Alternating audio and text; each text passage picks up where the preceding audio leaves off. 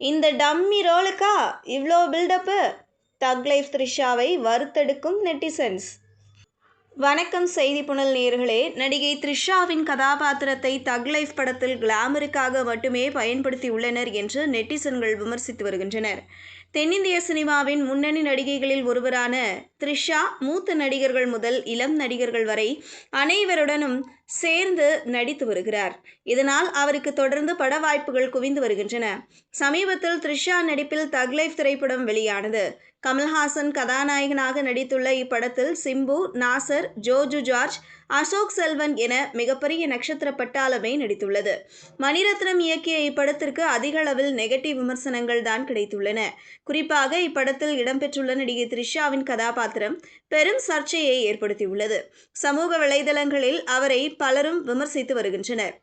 இப்படத்தில் இந்திராணி என்ற கதாபாத்திரத்தில் த்ரிஷா ஏன் நடித்தார் என்று ரசிகர்கள் கேள்வி எழுப்பி வருகின்றனர்.